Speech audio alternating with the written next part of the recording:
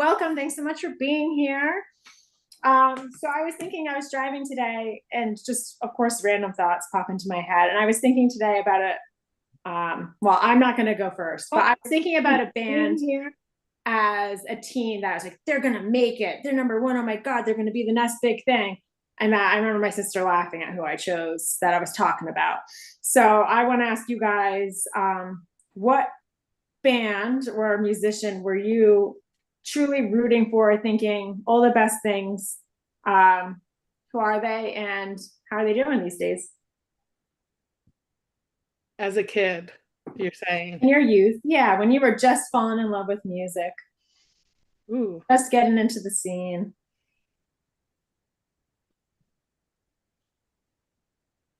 Well, I can go ahead. All right, let's. I mean, first getting into music, that's a pretty easy answer for me. And it's pretty, it sounds generic, but I mean, I think it's a very strong band when I say Green Day. Oh my Green Day is a big influence on me when I was a kid, growing up, getting into music. And as far as rooting for them, they were already a thing, right? They were already big. But I remember later on in high school, they kind of had a second resurgence almost with their album American Idiot. So I mean, I always give those guys props, like first and foremost. So that'll be my answer is Green Day, and they did well when I was a kid, and they're still doing well now. So uh, What What's funny about Green Day is I do feel like, maybe not up front all the time, but it's like this wave of like they're back and popular. And not to say they ever were unpopular, but you know what I mean? Like they were big for us. And then, yeah, like now, my teens are wearing Green Day shirts. Like I feel like it's like they're always coming back to like this high popularity. Like yeah, a solid, stays solid staying current kind of band, as if yeah. that gibberish makes any sense. Yeah, and the cool thing about them too is like they've always been themselves, like you Yeah. listen to their music and they've evolved, they've grown, their music has grown in different ways. But really it's just like I feel like it's always still them, Yeah. it's what they want to create. And yeah, they have a very consistent sound ever since they were starting and they were, you know, Yeah. They do have a consistent. growing. And I went to a show this weekend. It was a Green Day tribute show, a fundraiser for an animal shelter.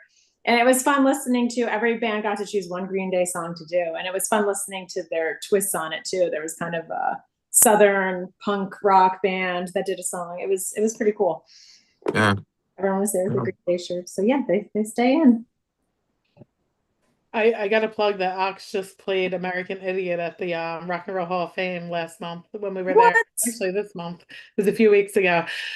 So what you're saying about them, like still hitting the kids today, like Ox listens to a lot of music because we bring it into him, but he discovered them on his own. No, yeah, Because I feel like they're consistently loved by across people who aren't even, in the punk scene. So and that was absolutely my answer.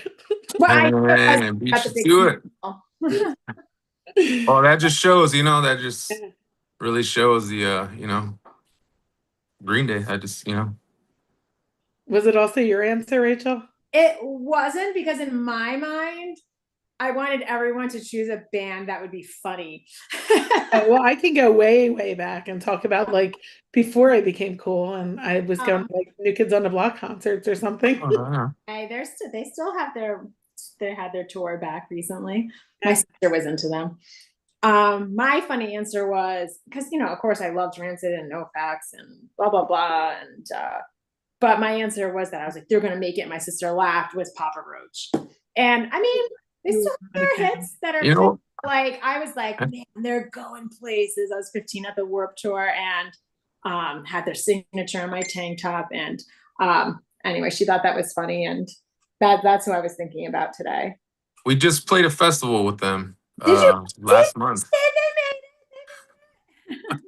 Yeah, I had to watch them. Like, growing up, I wasn't too big of a Papa Roach fan, but like, you still gotta appreciate and watch him. So I took a moment, and we're about to leave. We're about to, it was a Europe tour, so we were on the go all the time. But we're in the Netherlands, and yeah, just played a festival, and Papa Roach was on it, and Really funny. I just took the time. I was like, I'll be back. I got to catch at least a song or two, Catch one of their two very popular songs. Yeah, and I did. Yeah, I caught a couple of their hits. Hey, as a clinically depressed 13-year-olds, they were hitting the right chords for me. Yeah, props to those guys. Maybe not for the best. Yeah. And they're somewhat connected into the ska scene as well. I mean, I feel like so many bands are, that people don't know, but I know that members of that band too were kind of playing in a few ska bands in the Bay Area back in the 90s. So yeah.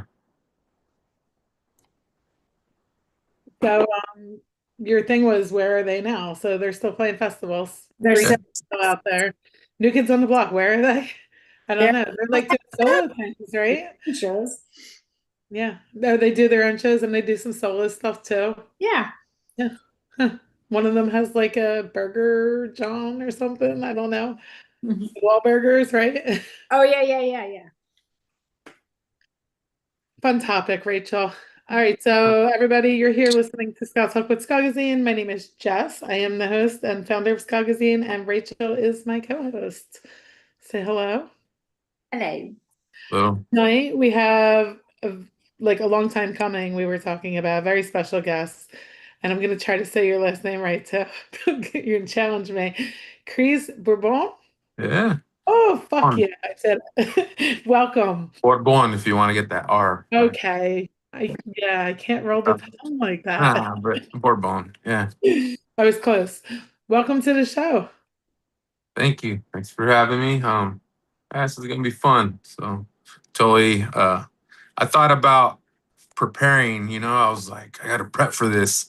And I was like, you know what? I'm just gonna roll with the punches. So there's it'll be funner that way, So I'm on edge right now, We always prep and we make this outline, and then we're like, we're just gonna roll with it anyway. Yeah. We just have it in case we need it, because sometimes it's not so fun, but tonight's gonna be fun. Yeah, I figured that'll be the case. I guess on my part, I'd probably write notes and stuff and then just like don't even follow them. Right. But it's better to answer organically anyway. So I feel like try my best to, be organic. So why don't you tell everybody, they know your name, but who are you? What is your role in the Aggrolites? And maybe a little elevator speech sharing something personal they might not know about you that's not music related. Oh, okay. Well, my name is Chris. People know me as Krees or Krees, but to spill the beans, it is just Chris, Chris. Last name was Borbon. So I play drums for the Aggrolites, and as well as many other ska and reggae groups around the Los Angeles area. And yeah, what was the other question? Oh yeah, share something about me that people don't know. Yeah, something not music related. Something not music related. I know it's not really a secret, but I have a lovely wife and a beautiful baby named Alma, little 3-year-old. She's our little miracle child. So, they're always on my mind. So that's the first thing I can bring up that I can think of. That's not music related, even though they are very involved in my music life too. So. That's awesome. Is your 3-year-old playing music yet? You know what? A little bit, yeah. We have all sorts of little instruments and little flutes in the house and xylophones, and she's always messing with them. And yeah, lately lately we've been playing music here and there. I've been grabbing the guitar and we'll be jamming. And she'll sing some, we'll sing theme songs to her favorite shows, and so we're finally kind of starting to get into it. But for a while, yeah, it felt like we weren't really, the music thing wasn't really alive in the household, felt like music was always outside, when I was gigging or, when I had gig events, music events. But as far as at home, like music wasn't really too prominent. It'd just be kind of, taking her out, going places, going to the park or the library, or you know, or just staying home and watching movies, doing activities, cooking dinner. Those fun But kid type things. Where in California are you at? Remind me. well, I live 2 hours north from Los Angeles in a city called Bakersfield. Yeah. So that's where I live, and that's where I've lived for a long time. So have you done like Disneyland with her or whatever? Oh yeah, yeah. Taking her to Disneyland, and yeah, we've done that whole thing. We've taken her to Disney World already, so, Oh, which cool. is yeah, really What do you far. prefer, Disney World or Disneyland, and why? Disneyland is so classic. It's like, it was the first one, and like it's just classic. Like, but Disney World is awesome to go see. It is a lot of walking. There's a lot to see. So you totally got to make a whole week out of it. Oh yeah. So I've done Disney World a couple times when I was younger, and then now with my little one. So yeah, it's a lot of fun, but it's a lot of walking, a A lot lot of of walking, planning. a lot Yeah. of money too. Yeah, a lot of money, a lot of planning. But yeah, I mean, Disneyland is the OG, it's the old school, it's there. And Mhm. it's a classic. So yeah, that's my answer is Disneyland for Cool. sure. All right. Well, we always like to start out by taking you back and getting into like your roots. And the Uh-huh. other day you posted something, and we'll talk about what your fun news is soon, but you did post something about getting back to your punk roots. Yeah. So I wanted to ask you to fill us in, tell us about those roots and where you come from, like how you got started here.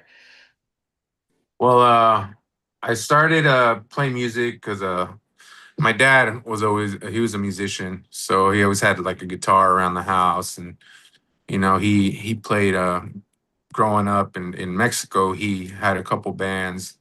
At the time there were like garage rock bands, like rock and roll bands. And to give an example, bands like Los Freddy's or Los Abson, for people who aren't familiar with that style, but it's 60s garage rock. So my dad was really embedded in that style of music. Um, so yeah, he always had a guitar, and he'd fiddle with it around the house. And then eventually, uh, my older brother kind of got around to messing around with the guitar, learning some stuff.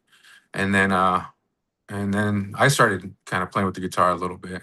So technically, yeah, I would say that like guitar is probably my first instrument. Not to say I'm any good at it or anything like that. I can hold down like a little bit, but yeah, I first learned on guitar, and then my brother started getting into music more, and then he got into drums, and then he got into drums, started learning drums, and then he eventually got a drum set for Christmas. And then me being little brother, I kind of followed his footsteps, and started learning some stuff on drums. He taught me some stuff. And then me and him we started playing together since he was, familiar with playing guitar. He'd kind of jump on the guitar, and like while I was playing drums, he'd jump on guitar, play guitar, and then we eventually got a bass, and then he started playing bass. And but yeah, when we are getting into music, yeah, it was mainly like, kind of started getting into punk rock. Of course, I already gave props to Green Day, but Green Day is one of our bigger influences. Like they were on the radio, they were easy access for our ears. So they were kind of the starting point of, getting into, a little bit of punk rock. So but yeah, kind of started with that. And yeah, so Green Day is a big influence. And then yeah, from there we discovered other bands, bands like Rancid, and then No Effects, and then like Operation Ivy, bands like those, at the time. And then that was kind of our segue into like getting into ska. So yeah, those are my punk roots. Hope I answered all right. Your answer is perfect. It's not right or wrong ever. Yeah. But I'm trying not to drag it too long, you know. I'm trying to summarize a little bit. But like I said, this is all improv, so similar to like what we started listening to, only I'm not a musician and you are, so there was some kind of difference there. yeah. Rachel, you want to talk about that? You're muted.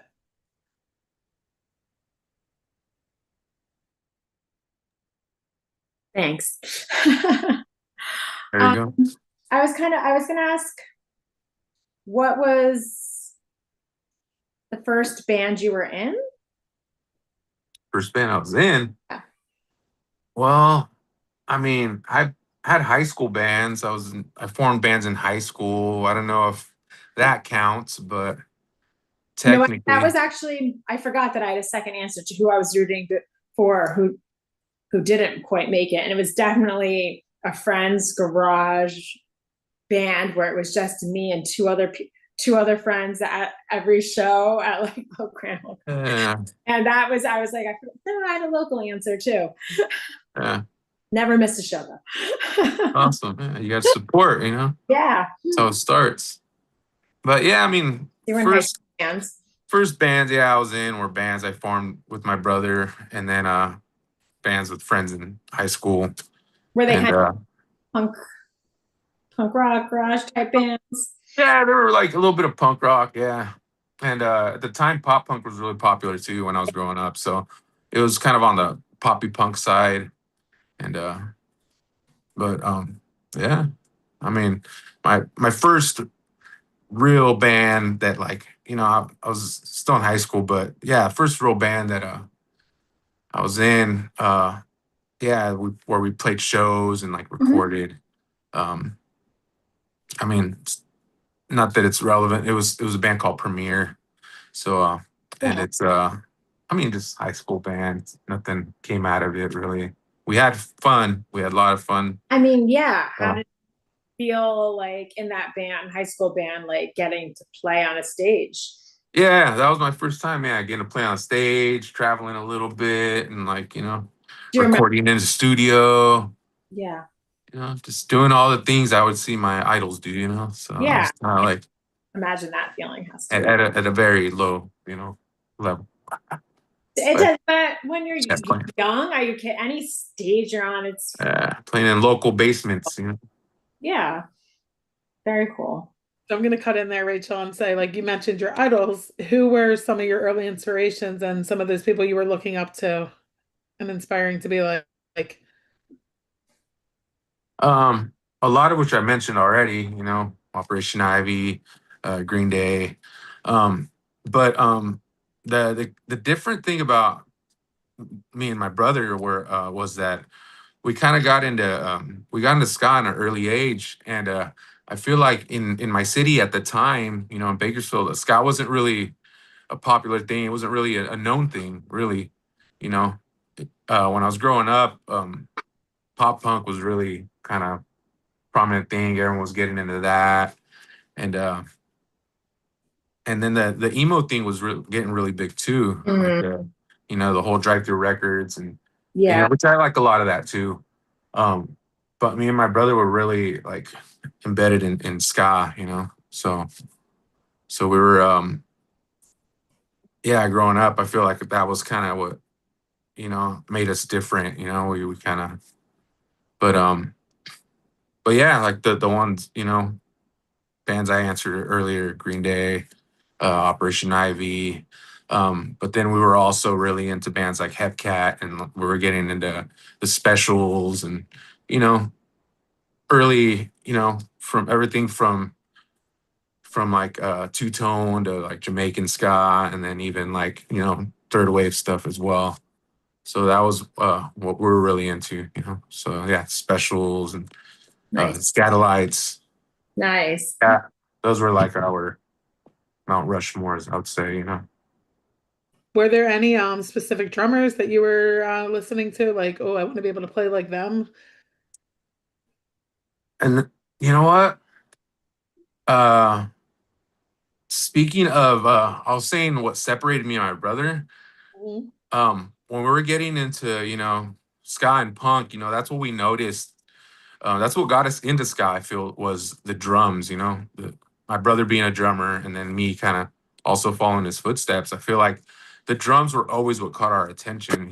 We always felt like, ska drums were very free, even if you listen to like early Jamaican ska, like if you listen to Scatolites, Lloyd Knibb, like it's very like nothing you've ever heard, and it's just so you can hear the the freeness of his playing, and then I feel like that kind of um, went along later with the later generations of ska, like Specials as well. So as far as influences, yeah, I would say like Lloyd Knibb first and foremost, and then you know, John Bradbury of the Specials was a big influence.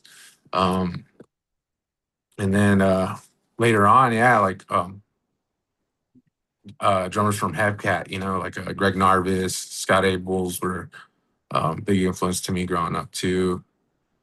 And then a big influence also is as far as drumming was the drummer of RX Bandits, which is Chris Sagakis. He was a big influence too. Oh, is he Um, still the drummer? What was that? Is he still the drummer of RX Bandits? Yeah, he's still the drummer. I saw part of their set last night. Yeah, they're so, man. That's a band where it's like, man, I feel like they're a timeless band. They've grown so much, and just hearing the evolution of like all their records. When they started, it's like that's a whole another conversation. Is that band? Yeah. So, but I'm not really familiar with them. I went to see Catfight and they were opening for them. So oh yeah, yeah, big influence on me musically for sure. Uh, Big influence on drumming.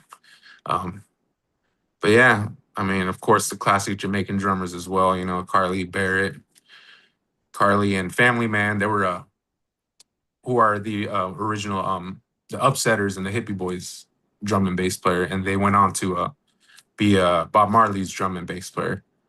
And I feel like they were a big influence on me and my brother too because they're drum and bass, they're brothers. So that was kind of our little story. But does your brother still play too? What was that? Does your brother still play as well? No, not so much anymore. No, I think maybe now and then he does, but he kind of stepped away from the music thing. Him and my sister-in-law, his wife they own a business and everything, so they stay pretty busy with that. Um, but yeah, no, he's not playing too much. Hopefully one day, he'll get back into it because it'd be fun to, play some music with him again. Sibling reunion show. Yeah, that'll be fun. He's a great musician. I really, I always got to give props to him, like very admirable. Of course, he's my brother, but, if it wasn't for him, I don't know if I'd be playing music, or at least at the level I am right now, so big props to him. He's the one that got me into music. He's the one that got me into playing instruments, different instruments.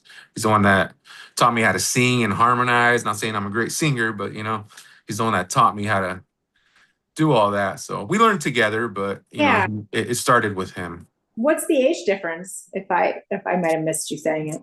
He's 4 years older than me. 4 years older than you. Yeah. So he was older brother. Yes, yeah. But Wow, that. Yeah, so props to him. Great natural musician he is. So yeah. It must run in the family, Krees. Yeah. I think so. Just a little bit, Is that your only sibling? No, I have 4 siblings. So I have 2 older brothers and then a younger brother and then a younger sister. I just like knowing how many siblings people have. And I'm the middle child. So. Yeah, middle child syndrome. I'm a middle child too. Oh man. I'm a baby. Baby. So you were the spoiled one, right? No. Yeah, and And we were Stereotypes aren't always real. we were the misunderstood. Yeah, me and Jess were misunderstood, Yeah, being the middle absolutely. child. Absolutely. But Oh, yeah, it's all stereotypes, and you know, That's funny. yeah.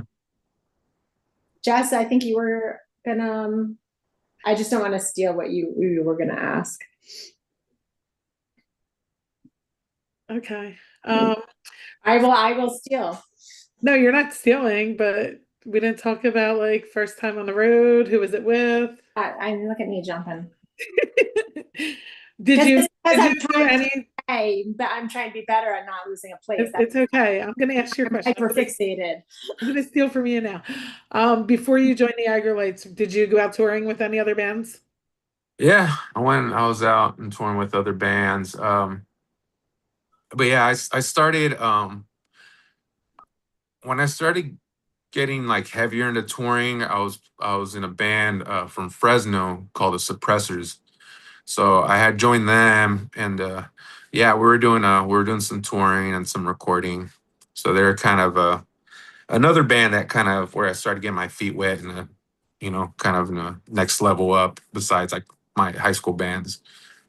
So yeah, I'd say with them, we do weekend tours every now and then. We'll do like a little longer, kind of 2 week runs and stuff. But yeah, that was kind of the first band where I started getting my feet wet, and also that kind of got me into like the Los Angeles reggae and ska scene. I feel like I was kind of under a rock before that.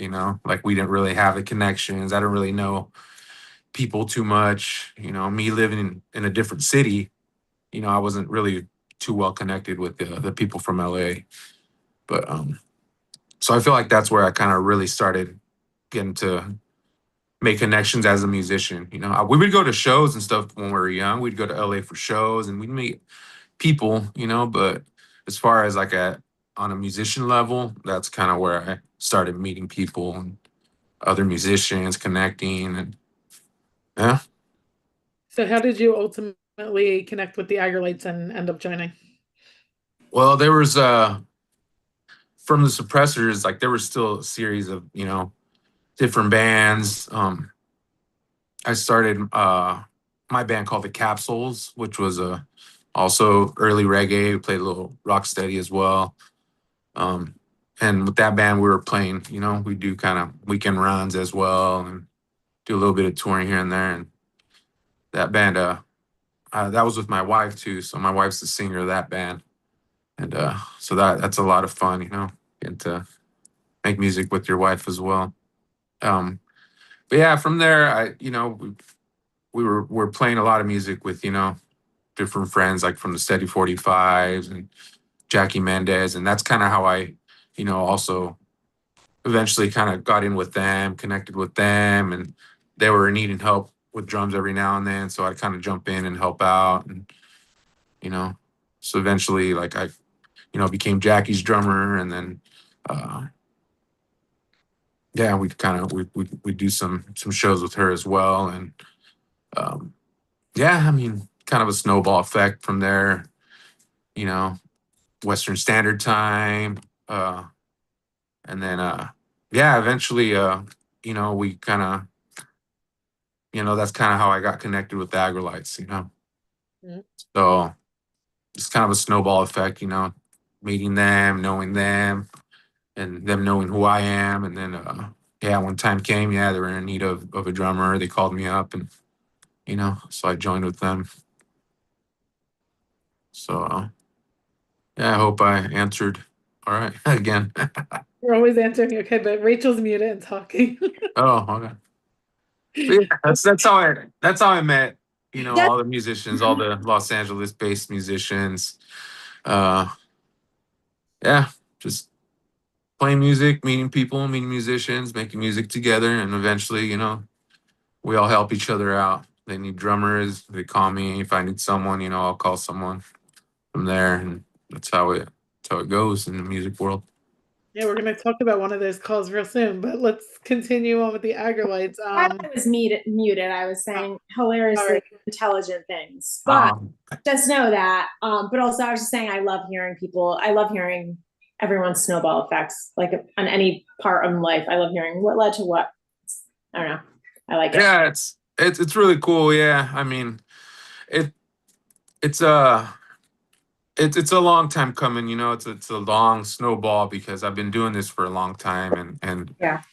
you know, when I was, I mean, I've been playing since junior high school, and then, high school still playing, and then when everyone was going to college, like I was still playing music. When everyone was getting jobs, I was still in music, and I think that's kind of how I got to where I am now. Is I never really, you know, that was kind of that was my college. Like I was Yeah. very, still gigging and still meeting other musicians and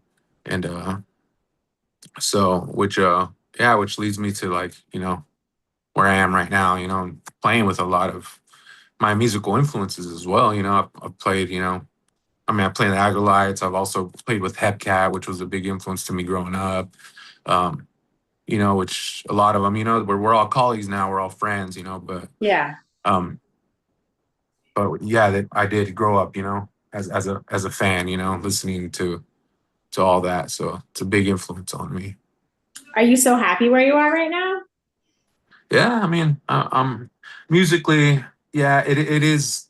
It's the music thing is very difficult, as you hear. It's the starving artist Yeah. aspect of it is real. Um, I hear it from you know a lot of colleagues who you would think are well off, and are big names. You hear Mhm. I hear their stories directly too, and it's not you know, not everyone is in a perfect place, or like, everyone kind of still has a little bit of that struggle. So, Yeah. so there is that struggle, of trying to, trying to make music, and in my case, music and art, trying to make it like Mhm. a substantial job, and Yeah. it's a, Because so, you're also a graphic artist too. Yeah. yeah, I'm not, yeah, graphic artist, but I mean, I do all sorts of mediums. So Yeah. yeah, I do some painting as well and some drawing, and I do all sorts of, I try to have my hand in a lot of things Yeah. because, like I said, it's kind of, that's the, with the music business and the art business, it's like you're consistently Yeah. hustling. You got to push forward, see what's next. You got to Yeah. stay on your toes as far as trying to pull through. But I think that's like the most misconceived things. Like it looks like it's all fun and glamorous and this and Mhm. that, but it's a very demanding lifestyle. Like it keeps you yeah, with your family and yeah, you're on the road. yeah, it is a very kind of common misconception. It is, like no other job in the world, of course. Like music is in our blood.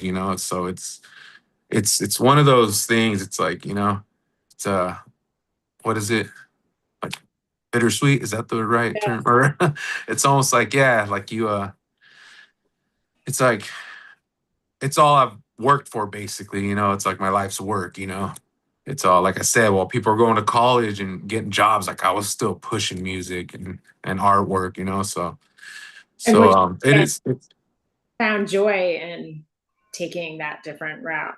Like, yeah. So yeah, that joy, that part of it, yeah, there's nothing like it. But it is, like you said, Jess, like there is a toll, there's a lot. There's, travel a lot, gets you away from the family, which is the biggest thing.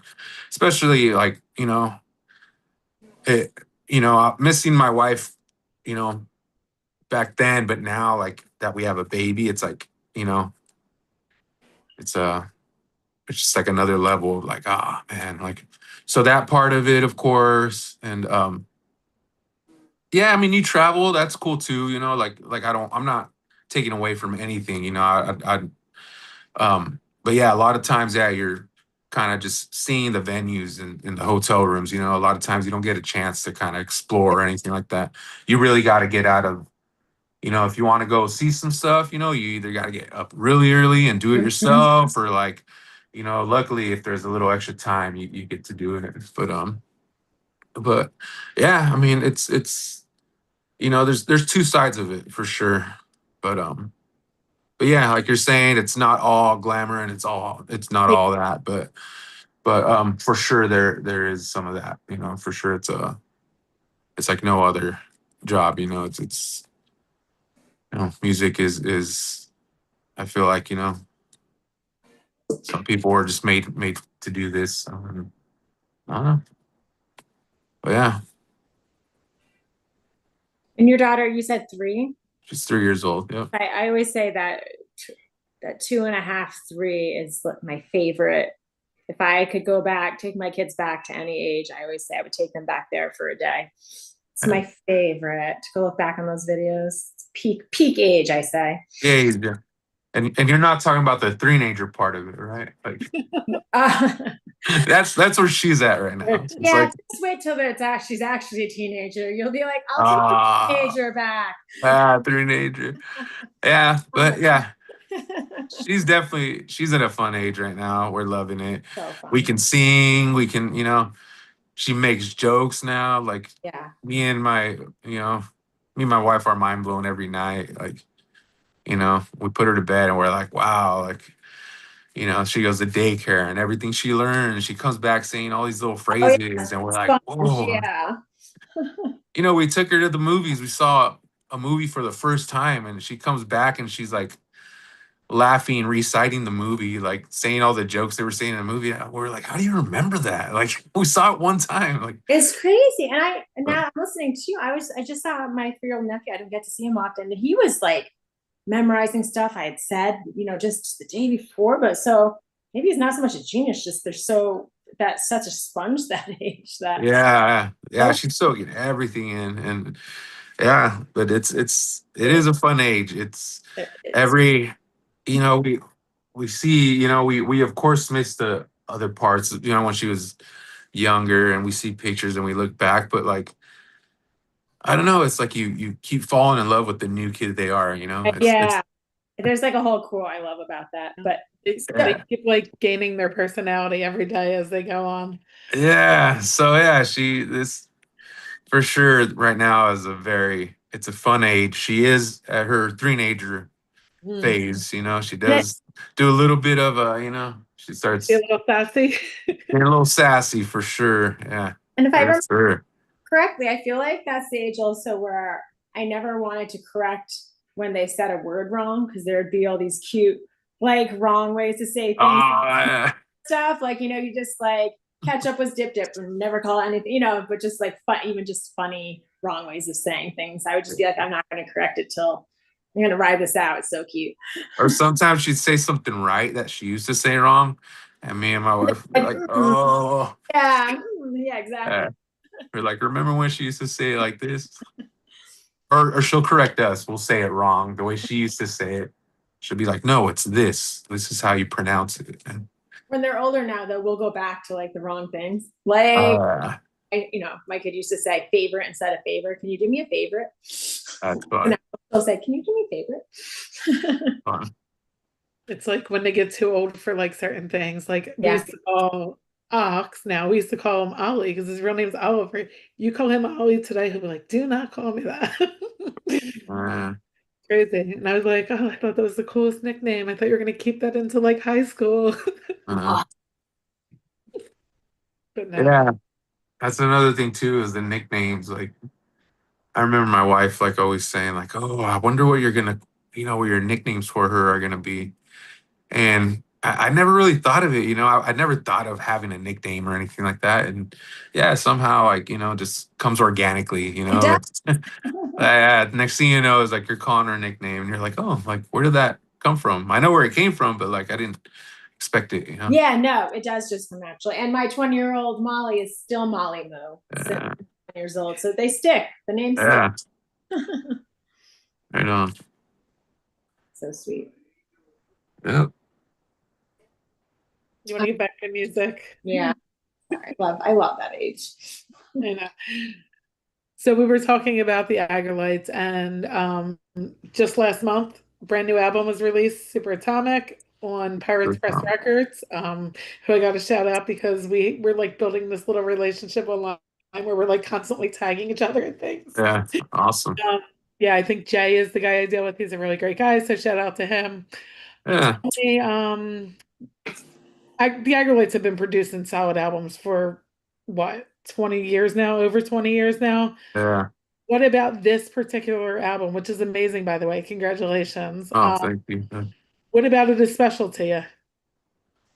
Well, I feel like it came really organically, the way we made the record. Um, I feel like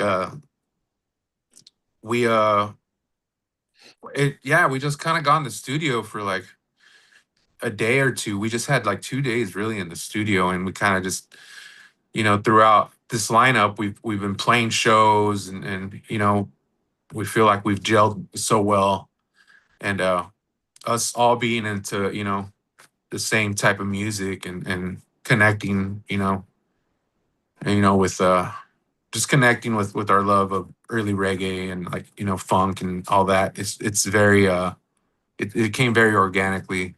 We hit the studio, we just did some rhythms, and some that were kind of pre-made already by Jesse and Roger, and then some where we just kind of just created them on the spot in the studio.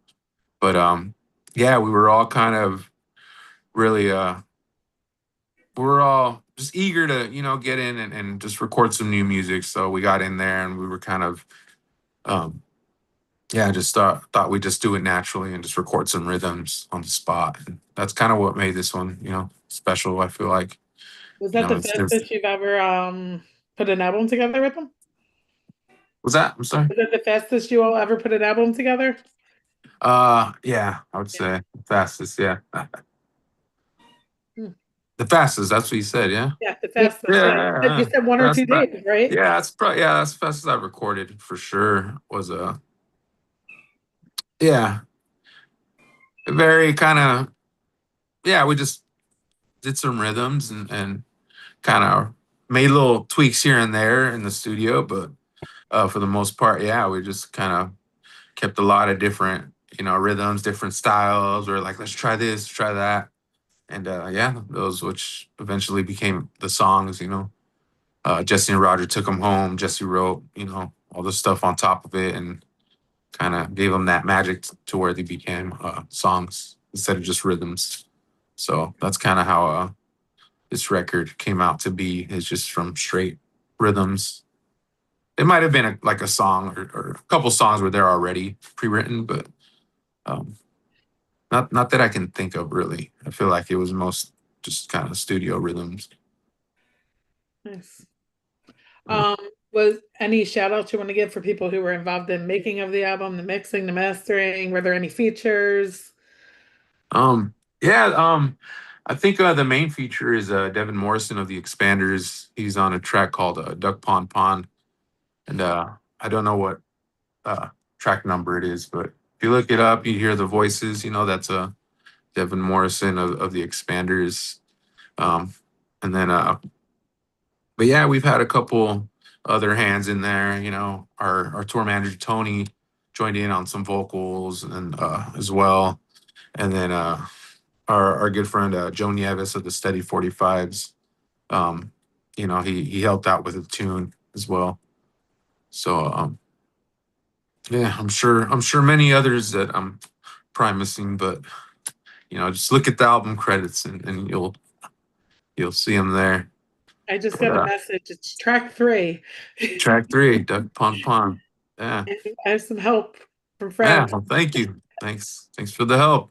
Thanks, Brian. But yeah, shout out to yeah, I mean Pirates Press for putting it out, and then yeah, just for giving us the whole, creative freedom of this whole album of musically and art wise too. So big shout out to them.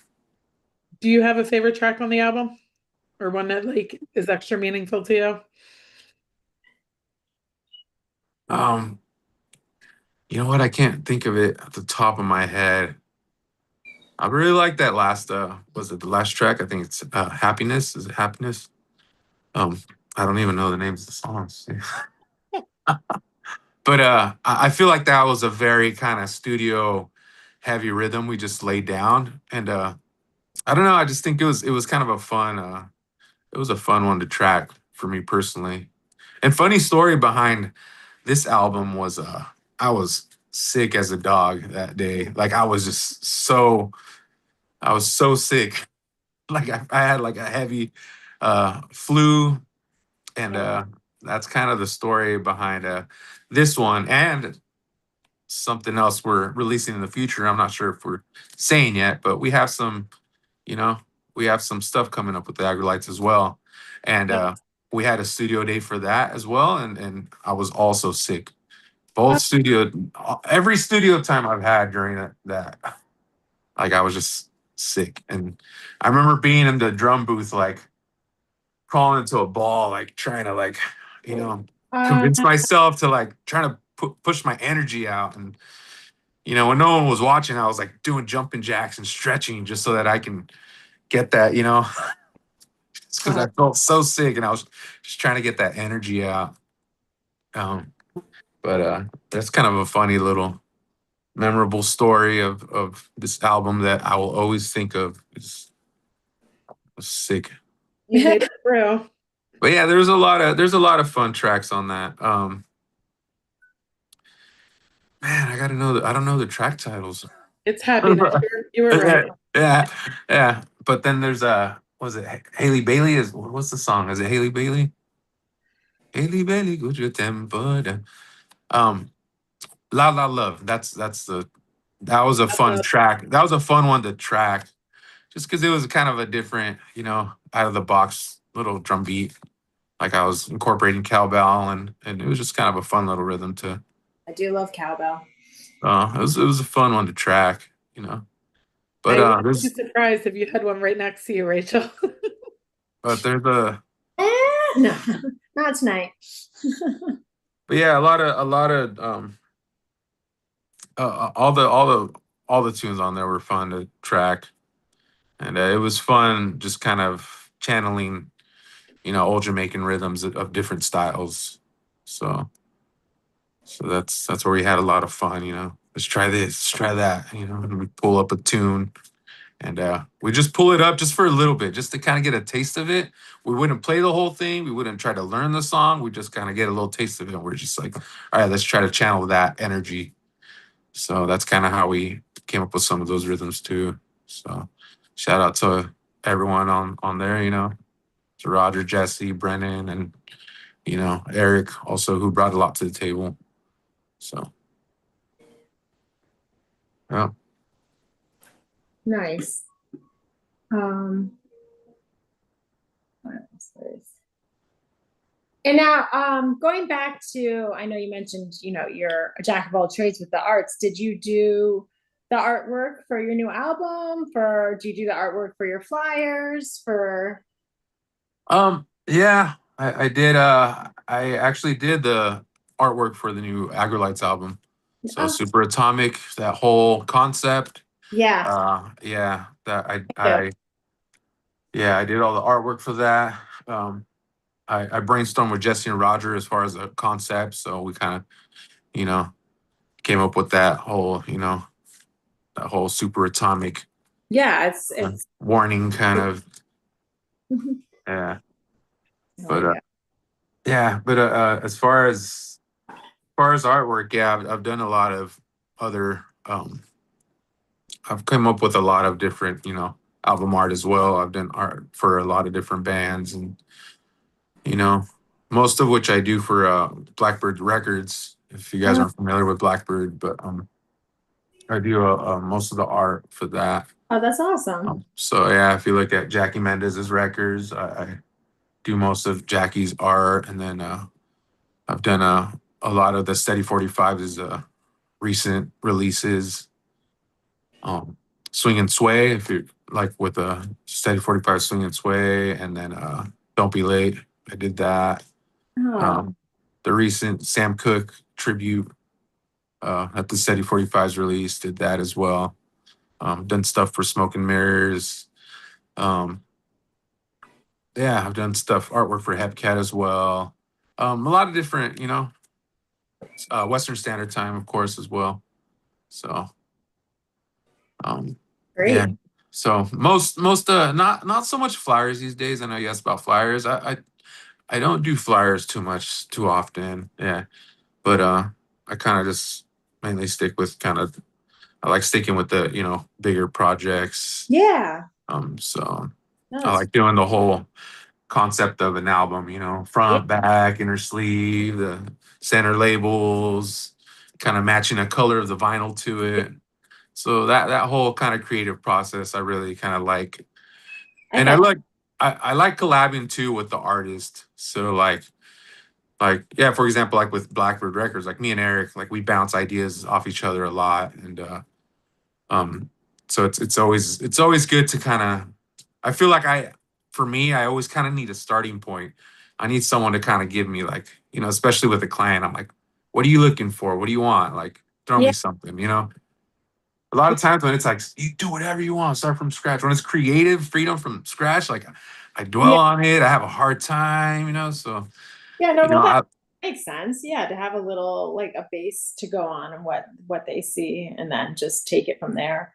yeah. So I like bouncing ideas a lot with the artist. So, but yeah, once that idea is sparked, I like to I tend to run with it, and I'm like, all right, yeah, we can try this, that, and but yeah. So how did you become the artist for this year's Supernova promotional items and flyers and that? Oh well, I've done it for the past 2 years. Oh, okay. Yeah, yeah, yeah. But yeah, I did last year's as well, and the year before that. I But didn't realize yeah. So yeah, all of that is me. Yeah, with that. the last year was I had all the little rockets, that whole concept, and then the year Yeah. before that was the yellow with the fort, really prominent. Um, so but yeah, I don't know. I connected with Tim. See, yeah, 3 years ago or so. Um, and yeah, I don't know. We've just kind of been working together ever since. So yeah, I love working with Tim. I love working with April. Everyone in the whole Supernova, family. Like they're super cool to work with, super easy to work with, and yeah, they're big shout out to them. So they're doing something super cool for the scene, and everybody knows that. Everyone who's watching this knows that. So shout out to them, and I could easily say it's the best ska festival in the U.S. for sure. And they're doing really cool things. Tim is working hard, and big props to him. And the best thing about that festival is he incorporates all aspects of what is under the umbrella of ska. So like everything from you know like 90s third wave to Jamaican ska. He always throws in some two-tone in there, some British two-tone era in there. Um, New stuff, new bands that are upcoming, he incorporates all of that. And it's just a big kind of educational, historical thing. I tell him every now and then, I don't think he realizes, but like it's kind of become a historic thing. So it's a big shout out to them. If you haven't heard of the festival, before, like it's look it up, Supernova Ska Festival. It's a great festival. Cool for everyone. It doesn't matter what type of music you're into. It's something there for everyone. So if you're there to check out new bands, upcoming bands, you'll see them there. If you're there to feel nostalgic and want to see some of your favorite bands, ska bands from the 90s, you're going to get that there. If you're there strictly for Jamaican, ska, and you want to go record digging, it's all right there for you. You always have Jamaican legends there as well. So like it's all there. And there's after parties galore as well. And heavy on roots bands as well, roots reggae and early reggae bands. It's just a big, hodgepodge of, everything under, like I said, the umbrella of what is ska as a whole, everything that derived from Jamaican ska to what it is now. And the best thing is, well, the best things, it's on the beach, Oh yeah. is kid friendly, bring your whole family. They have a kid area. It's not a festival that's on a big hot parking lot, like it's on a big field of grass and you can bring chairs and we like to fly our flags there. And it's just like one big happy, we call it a scamily reunion instead of family. But really, So, it's what it is. It's a family reunion because it's the one time a year where like not all the people from the Scout community, but you're getting the majority of the Scout community there that week. That yeah. week. It's a great time. And the best part too is it's all DIY. It's all, it's Yes. all coming from genuine people. There's no, and not knocking on big festival, but like, there's none of that. Like, there's no golden voice involved, and no AEG or anything like that. It's all just, you know, underground DIY. You got the same people in hospitality. They're cooking the food. They're making sure everyone's taken care of. Like, it's just awesome. It just feels really it's very genuine. The genuosity comes across uh immediately. So it's yeah. We'll see you there, and hopefully we'll see a lot of these people we're talking to there too. I'll be Or there people watching there. So, yeah. for sure. Rachel, you coming? I wish. I mean, you have 2 months to figure it out. Come on. I've Yeah, you used, got to be there. Why not? It's a cool hang. You yeah. could just be there in the merch area or one of the tents. You could just sit there and relax. And Oh no, I would love to be there. It's a logistical I logistics. get that. I'm lucky that it was a treat to get to go to Philly. So I normally one night close by I'm fortunate to have. So I shouldn't complain. I will But give a quick shout out to another DIY festival happening this weekend in case somebody just wants to get away for Ska Fest this weekend. Pioneer Valley Ska Fest in Springfield, Massachusetts. It is in an old church that was converted to a venue. This is my second year going. It's their third year doing this. There's like 30 bands for $45, 2 days. You can't beat it. Lots of up and coming bands, but also some bigger bands too, like Bucko Nine is headlining. There's a couple other bands coming up from California. They're coming from all over, and it's a great deal, and it's gonna be a great weekend. I'll be there. I'll be there too. Wish I could be there, but well, Yeah. when is it this weekend? This weekend, yeah. You got 2 days to make it happen, man. Oh, You can I hang gotta in be. the area. It's all good. I gotta be at Warp Tour this weekend. It's a Warp Tour in Long Beach this weekend. So Oh, it is. Yeah. Are the Yeah. Aggrolites playing that? Aggrolites are playing that. Okay, We're cool. doing an acoustic set, and then we're doing our set. That's fun. So we're kind of playing twice. So if anyone's in the Long Beach area or California area, we'll be at Warp Tour. So we'll see you guys there. So many fun festivals you can be at this weekend, everybody. Yeah, And do something. Get to a show. yeah, then quickly go on to Detroit right after that. So Oh, this is my last week before leaving for tour. So last week at home. So yeah. Before we talk about that, real quick, how many sets are you playing at Supernova? I don't know. You're playing with I Jackie really, Mendez, right? yeah, I haven't really sat and counted. Like, I mean, maybe 2, 3. I don't think it's like a whole lot. I think But it's yeah, great. yeah, we're playing. Yeah, I'm playing with Jackie Mendez, and then doing a set with the Aggrolites, and then we're doing the Linval Golding set as well. So yeah, I think Cool. it's 3. Just unless I'm forgetting something, but yeah, I'm sure there'll be other stuff that'll pop up. But yeah, I'll be around. I'll be busy. Like, if you see me there, come say hi, come say what's up. I'll also I want to give a shout out to my boy DJ Soon. He's gonna be out there. He was there last year. I'm not sure if you saw, but like or heard of it, but he was building reverb tanks out in the back, like by where the merch is. Uh-huh. They were having dub sets, like John Roy of Smoke and Mirrors, and then Yeah. Dub Robot. They were kind of doing their live dubs thing, you know. And yeah, my buddy was doing. My buddy Dan was building reverb tanks. That was kind of his first year doing it, and Oh, he was kind of getting his feet wet with the Supernova thing. So this year he's out there officially.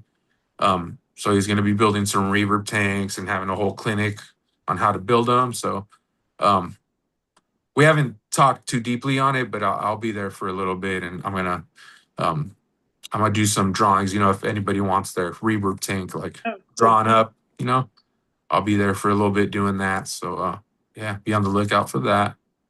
Um, but yeah, I'm sure we'll have the Supernova posters as well. So um, you see me out there, come see what's up. do you really doing a festival versus doing a show, like what are some things you especially enjoy about the festivals that you're in? Um, I mean, Supernova is a little different, I would say. Yeah, I mean, I feel like Supernova just keeps me so busy, you know, yeah, um, and compared to other festivals, you know, yeah, Supernova, you stay very busy.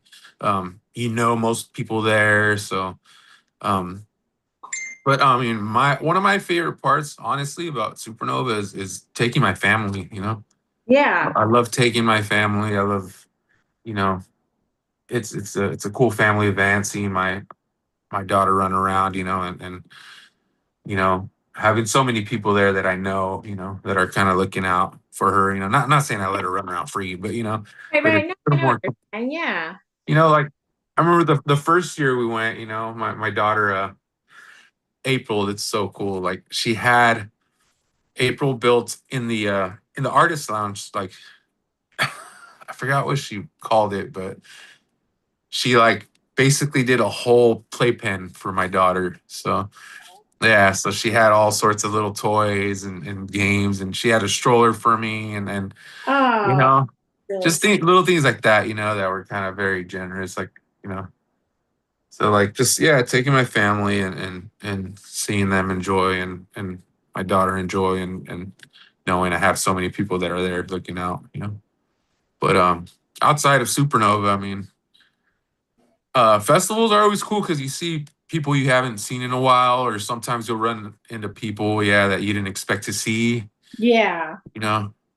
And yeah, a lot of times, like, you know, just bands and friends that, you know, you're like, whoa, you're here. Like, you know, it's cool catching up, you know, friends, you know. And then I don't know, just getting to see other bands or having the option to just also just hang out in the artist lounge and just, you know, yeah, just eat the catering if you want, just sit there and all day, you know, like, oh, just kind of that. I feel like I don't know, it's a little, it's. I feel like that's the difference, you know. yeah, Is that you get to kind of just see, you know, there's a lot more to do yeah, opposed to like just a normal show. You know, when you're at a club show, you kind of just, you know, you wait around until the band, you know, yeah, starts. It's usually like two or three bands. yeah. Like festival, it's an all day thing, and you're hanging out and Like just a huge community kind of thing. yeah, Yeah. and you meet a whole lot of different people too. So So speaking of club shows, you just came off of a few months back, a big tour with Dropkick Murphys. What was that like? yeah, Dropkick Murphys tour. That was a fun tour I'm for sure. sure. Yeah. So I mean, those are those were high level shows, you know, like we were playing, yeah. Um I think yeah, it was like 2,000 cat people almost every night, you know, and it was I mean besides that, you know, it was there were nice venues and they were in cool areas, you know. Everywhere we played it was a cool little town and there was always stuff to do around and but yeah, more than anything just like you know, those guys are the nicest guys you'd ever meet, you know, like, you know, big shout out to Ken, you know, he really is, you know, about everything you hear about him and everything he talks about, he's about it. You know, he's for the people. He runs his the Clatta Fund, which is like his nonprofit. You know, and he's very heavily involved with that at the shows as well. So yeah, and just the nicest guys. Like took care of us really well. They had, lunch, dinner, catering every single day and like high quality, like, buffet style food. It was nice to just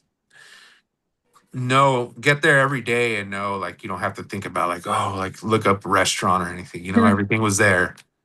And yeah, and like I said, just kind of top tier, hospitality and everything. So it was very comfortable. It was a very comfortable tour. Um, there were long drives, but that didn't even matter. A lot of times that kind of the long drives kind of get they can get grueling a little bit, depending on how far. But I mean that's just the nature of it. But like like with the Dropkick tour, it was just like you get to the venue and it'd just be ultimate comfort. You could just get there and just, get something to eat right away, or you could just sit in your own green room and just kind of relax the rest of the day, or, you know. So, Would have yeah, made the their drop soup is cool. nice. So And, yeah. but yeah, I mean, that whole tour was amazing. Like, Haywire was on that as well, right? yeah, Haywire, yeah, and then Slugger. There's another band called Slugger, and they're really cool too. Yeah.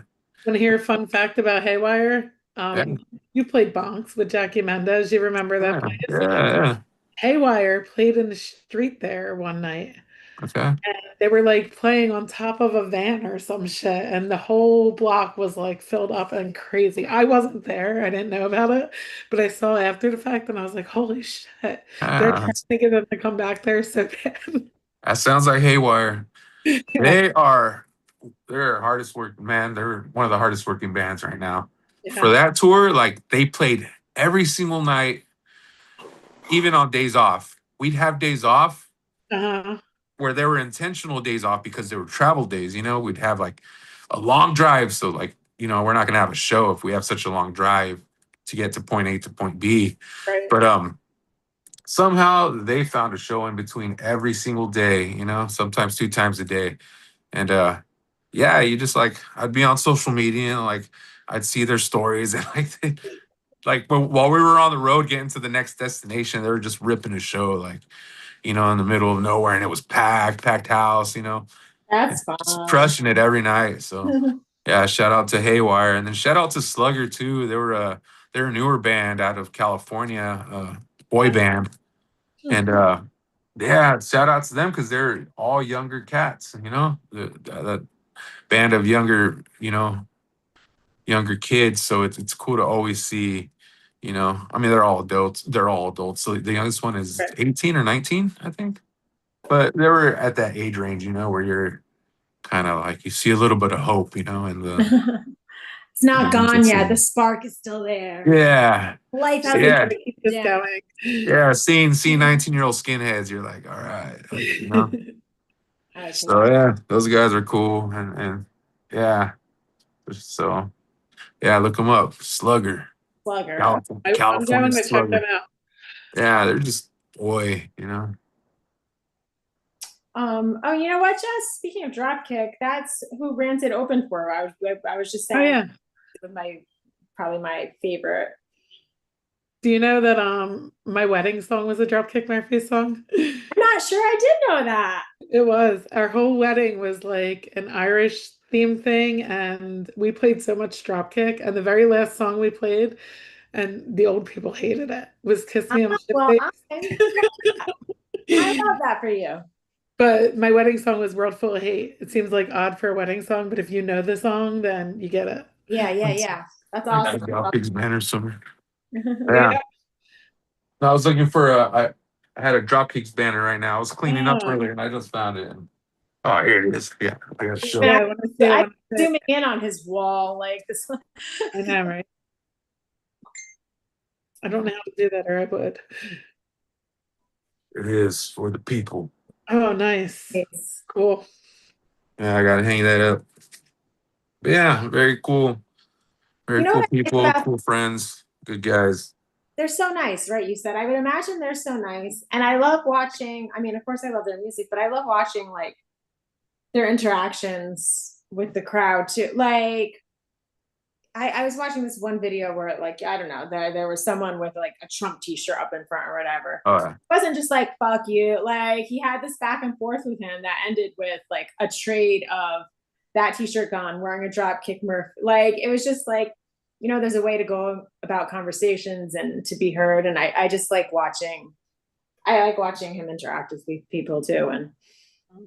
and I think that's kind of, you know, a lot of times, you know, that's I feel like that's Ken's tactic of getting through people, you know, is having a conversation or, Yeah, you like know, really, oh, I was like, he's a cool dude. yeah, Yeah. just really talking to him, you know, and I think that's kind of that's what you see is what you get with Ken Casey. Yeah. So like, you know, like I definitely, you know, had some talks with him and, you know, you know, just kind of thanked him for everything he does, you know, and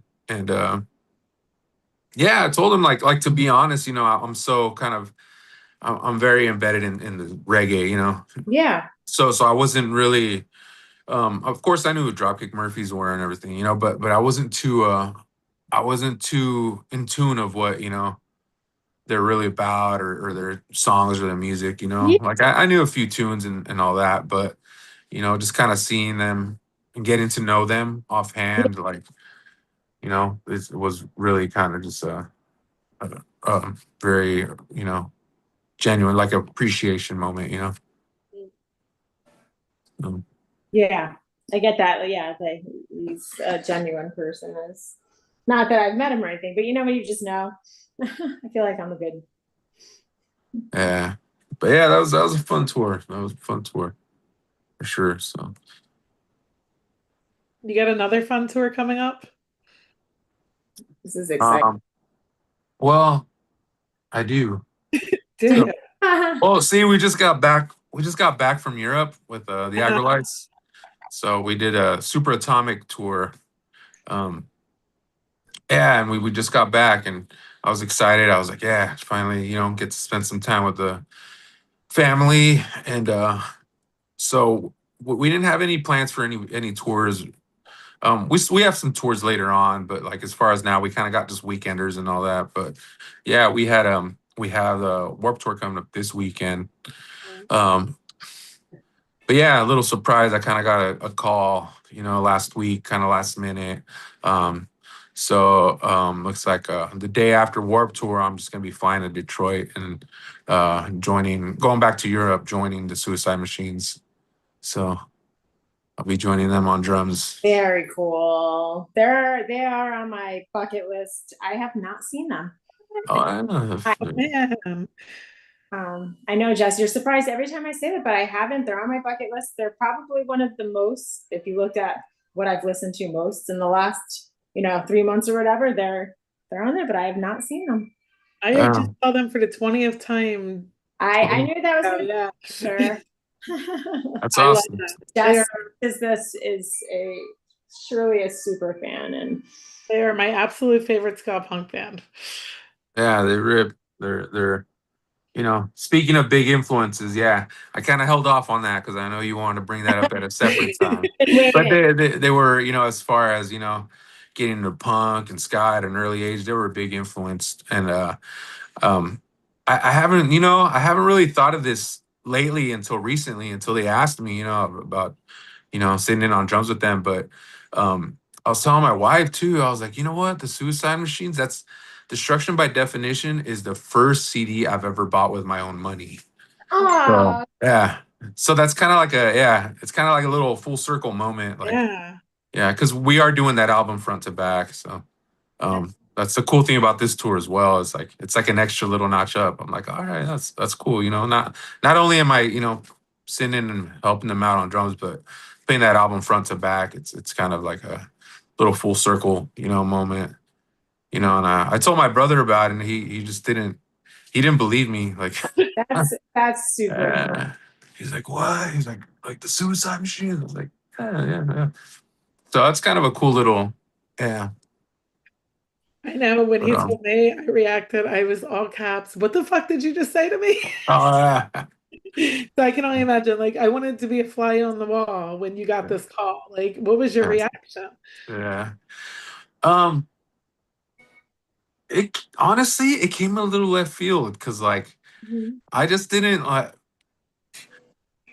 didn't I didn't know I was on their radar. Like, you know, like I we know each other, you know, I know the guys, I'm sure they know me, but we've never really kind of had any major interactions or anything like that, you know. Um I remember so at Supernova 2023, I think Jay said on stage, "Do not miss the Aggrolites tomorrow." uh I dang, remember that happening. props. Uh-huh. Yeah, they've given me props about the Aggrolites for sure, and we've had that conversation, kind of that little exchange of like, you know, I told them too, gave them props. You know, they were an influence on me too, like, you know, with the whole ska punk, you know, thing. Right. Um, so yeah, it is kind of a little full circle moment, and That's super. especially because I've been so embedded in like the reggae scene lately, you know, and and like you know, I started playing punk rock, you know, but you know, as I grew older, you know, I got really heavily into reggae, really reggae stuff, and got embedded into that scene. So it kind of that's kind of what I mean by going back to my punk roots is you know, I don't remember the last time playing like a punk rock gig, you know, like straight up, you know, playing some punk rock or ska punk. So like so it's kind of a you know fun idea, you know. When I got asked, I was like, oh, okay, cool. Like, you know, I could totally, you know, I could do it, you know, I could play it. Like that's what I started with, and you know, so yeah, I just kind of set up my kit and I played a Can't- couple tunes, went through it, and I was like, all right, you know, this is gonna be fun, you know, it's gonna be like gonna channel in that energy, you know. So it's a kind of a different gig than what I've been doing lately, but Yeah. it's a very I don't know, it's a cool little situation to get a, you know, playing a different style, seeing getting a new set of eyes, people seeing me play a different style as well. Right. So Not and that just fun in general, you know, those songs are so fun to play and you know, those classic tunes, that's just such a classic album front to back. Not a single skipper on that song, you know, like my buddy Jesse from the Interrupters, he said, like not a single skipper on that song. Like every song hits. So that's yeah, I'm stoked to do that, stoked to help him out and yeah, it's gonna be fun. So if you're in Europe, if you're hearing this, yeah, check out any of those dates. Yeah. I think I posted some on it. Um so yeah, look up those I'll be in the Europe dates. So and then maybe some others in the future, but nothing set yet. Okay. But for now, yeah, Europe. Yeah, next month. So congratulations. And also the Interrupters are the other band. I just do Suicide Machines Interrupters lately. okay, Just yeah. over you're all my bucket list bands. Not that Speaking of nice people, those guys are a heart of gold. Like, yeah, all those, Yeah. all Amy, Kevin, Jesse, Justin, they're all, you I know, absolutely fucking yeah, love. and Billy too, you know. I love them. I love them. And not that you need validation, but it has to be. I just can't think of another word. Validating that bands reaching out to you to be, their drummer and especially a band that had influence on you. And I mean, that's what I think that's pretty cool Yeah, and it's speaks to your, talent and stuff. It just, oh, I thank imagine you. it must feel nice. Yeah, thank you. I'm just I'm just being me, you know. Like like I said, this is all I've done, you know, all I've ever done really and you know, Yeah. But someone people like to be reached out to be, that's, I think that's just, I don't know. I would feel a really good compliment. So, yeah, mhm. thank you. Yeah, I definitely don't take it for granted. Like Yeah. even till this day, you know, I'm friends with Hepcat. You know, Yeah. but like to think like you know, if you were telling me, you know, it sounds cliche to say, but if you would have told me that when I was younger, like that I'd play drums for Hepcat one day, you know, Hey, I'd be like, mind blown. I'd be like, no way, like you know, that's just not a thing, you know. That's yeah. Yeah. I wouldn't be able to comprehend that, but you know, just situations like that, you know, it's like but I mean, like, you know, they're homies of mine, you know, shout out to them. And uh yeah, same thing like with the Suicide Machines, you know, Yeah.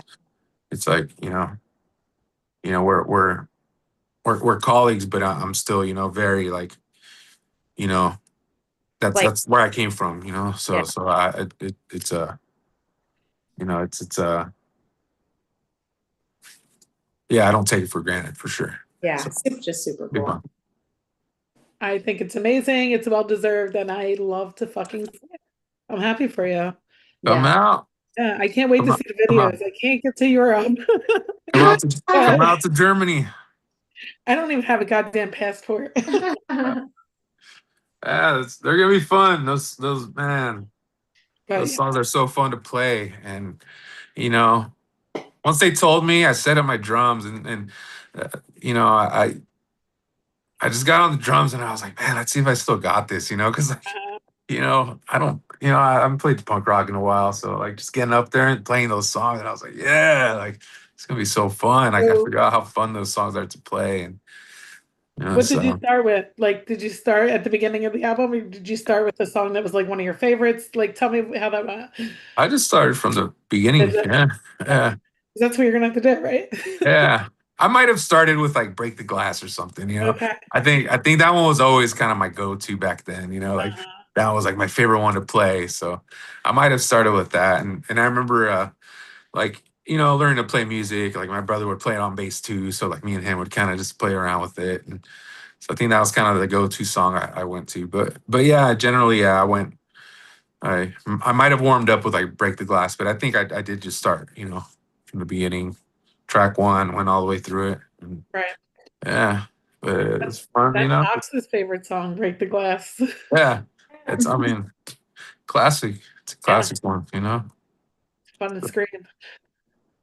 Yeah, yeah. You got to come to one of those. Come to Germany. Yeah, Jess. Fun. This is like what, like next week?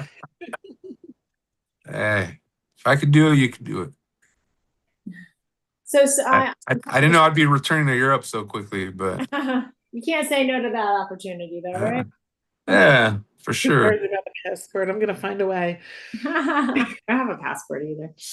Um, so speaking of festivals and shows, our friend Eric, who's passed away, is one of his favorite questions was tell us a very memorable story from, it doesn't have to be when you played at, you whatever, a show or festival you've been at or played in, preferably traumatic or embarrassing, the better.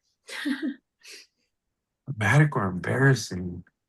Or hilarious or wonderful. He just preferred Um, embarrassing ones or I, funny. I I can't really recall like anything embarrassing at Just the top of my head. or just a memorable I did one time I fell off my drum seat one time, my drum throne while yeah. I was playing.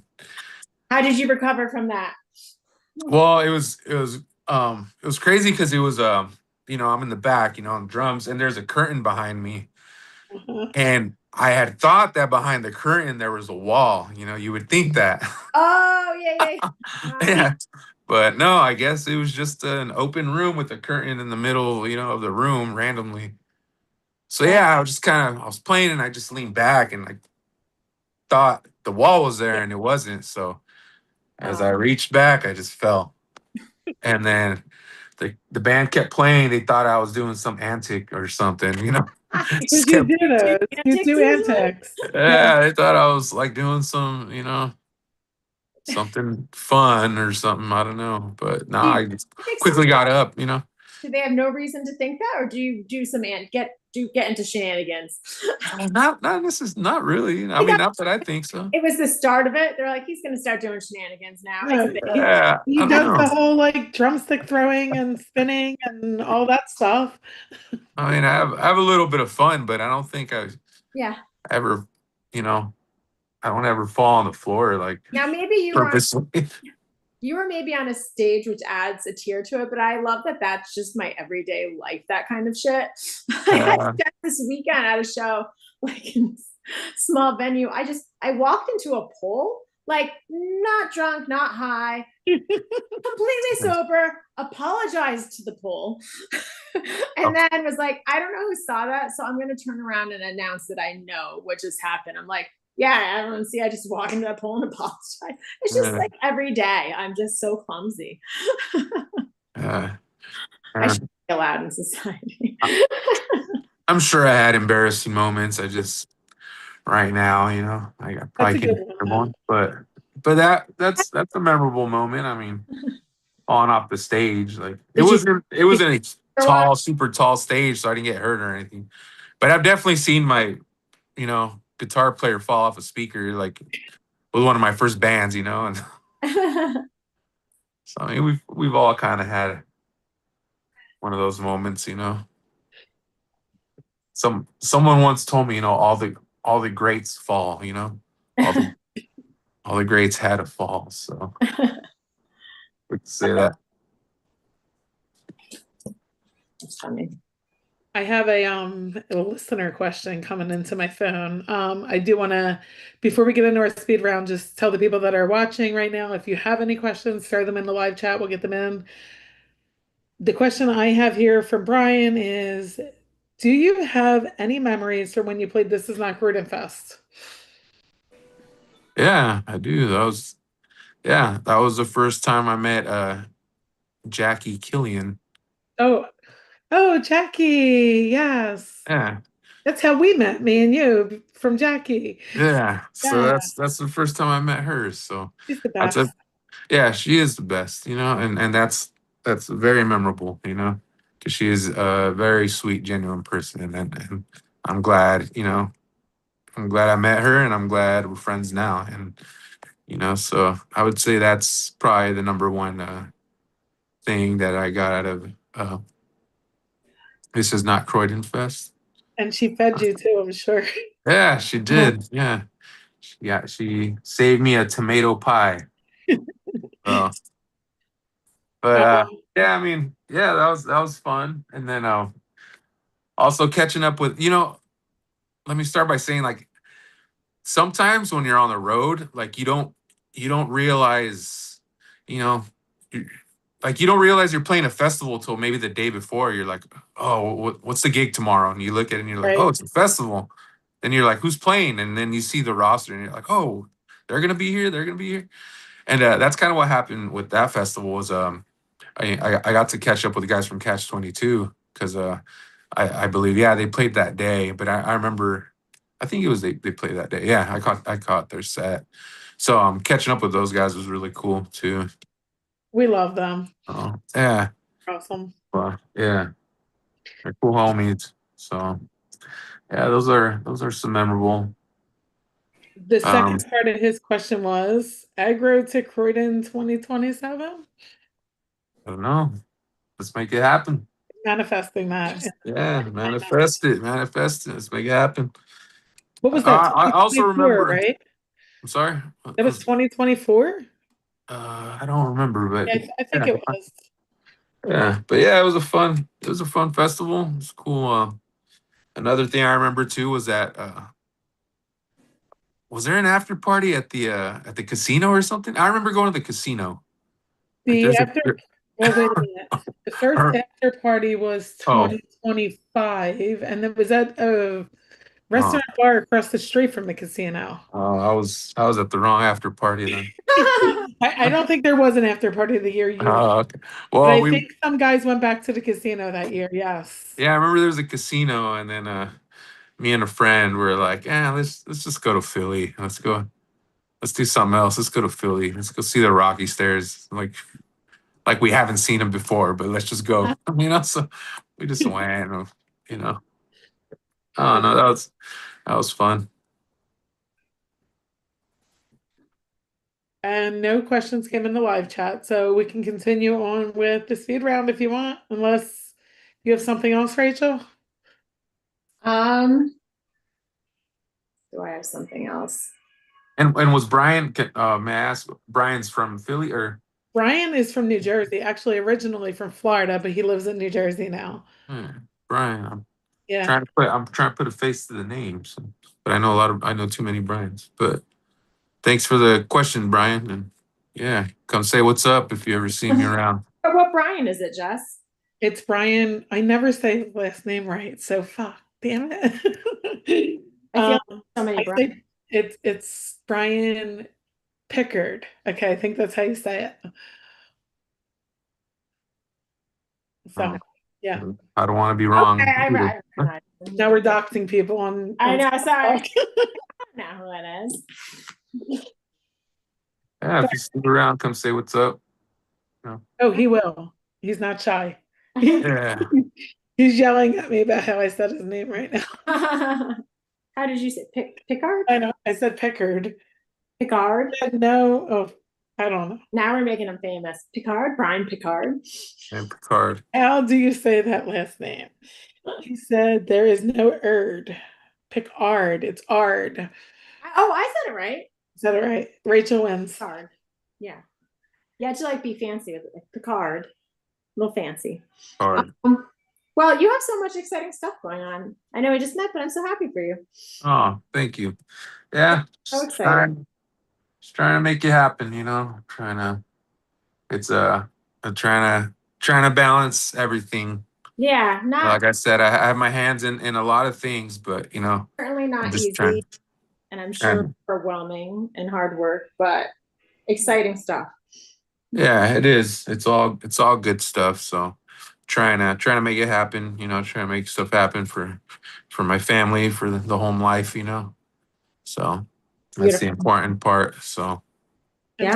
thankfully, like with technology today, not that it replaces being in person, but you can keep in touch and see each other via video. I'm sure. yeah, You know. yeah, that helps a little bit. Yeah, a little bit. Yeah, just a little. It Yeah. probably helps a lot more than it used to. Yeah, for sure. Yeah, because what, 20, 30 years ago, somebody was doing this without that. Yeah. Yeah, We're evolving. for sure. Do you have anything that you want to talk about that we did not bring up? I mean, we brought up the new Aggrolites record, Super Atomic, on Pirates Press. Check it out if you haven't yet.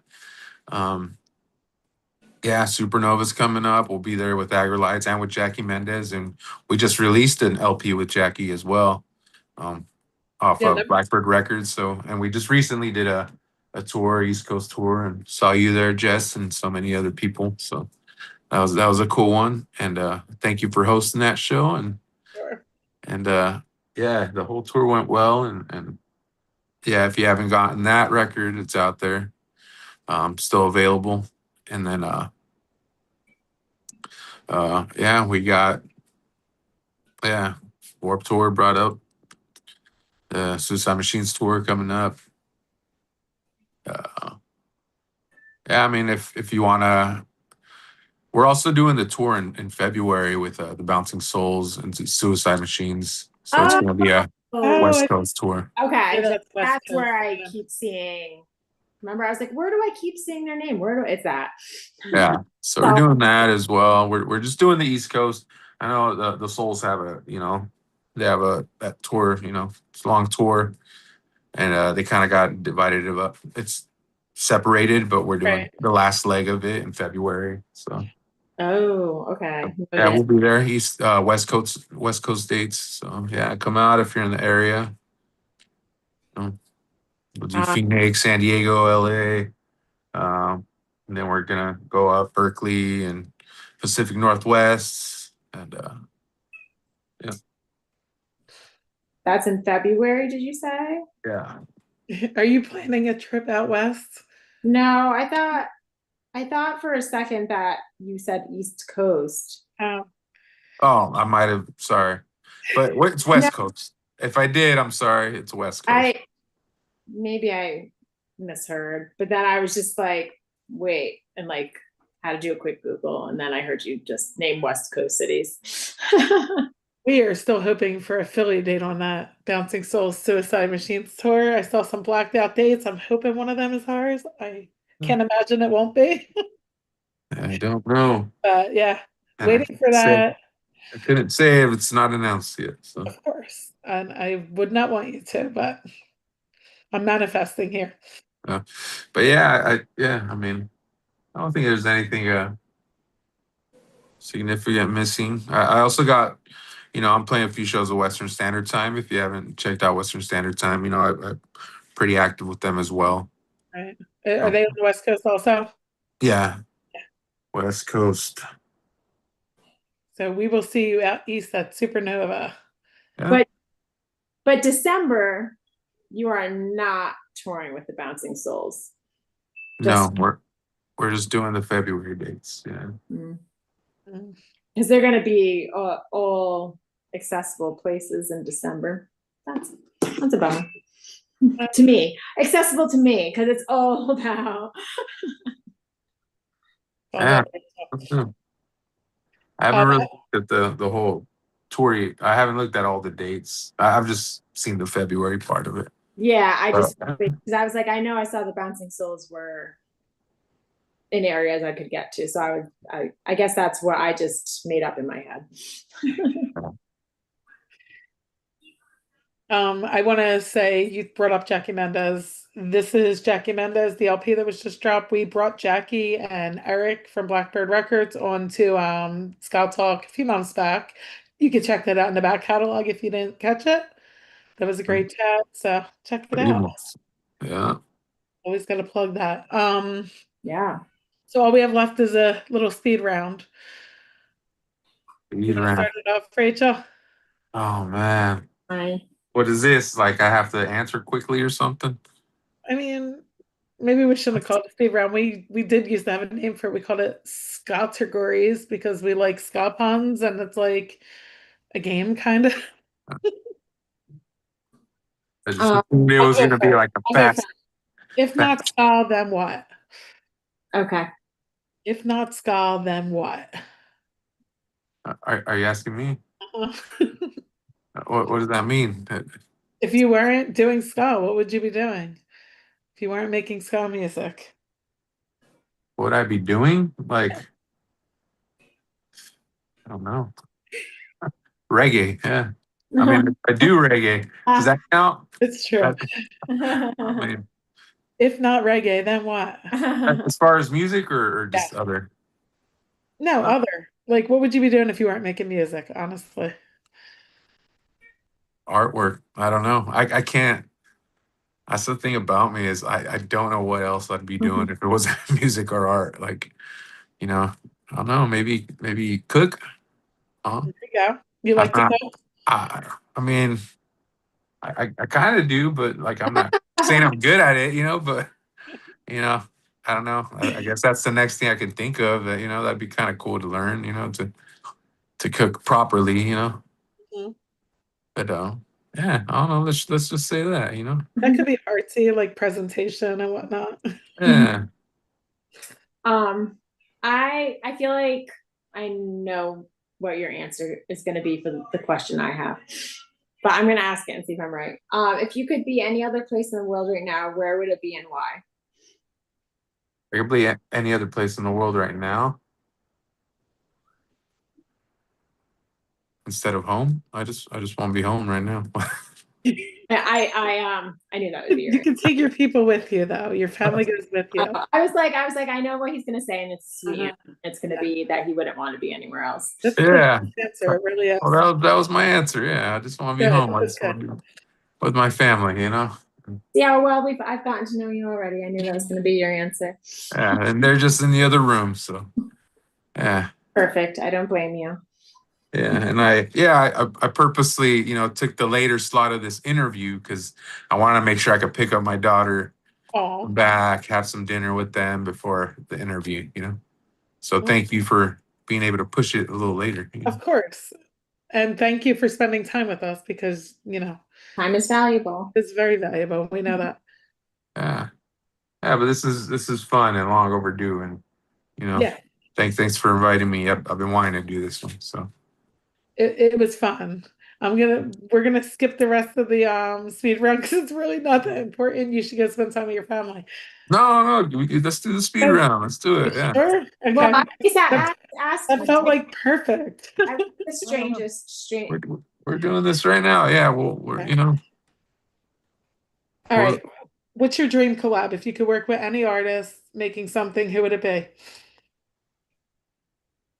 Man, I feel like honestly, I feel like I've collabed with so many of my, really with a lot of my bigger influences, Um, but someone I haven't,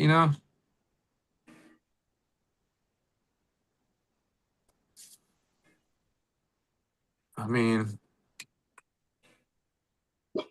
I don't know. It'd be cool to kind of just work with, it sounds simple, but like, it'd be with the Scatolites would be kind of cool to, I've never played with them. And I feel like that's kind of just an important part of my circle, just to, even though, well, not necessary to say, but, yeah, I'd love to be able to involve the Scatolites in my roster of bands, There you you go. know?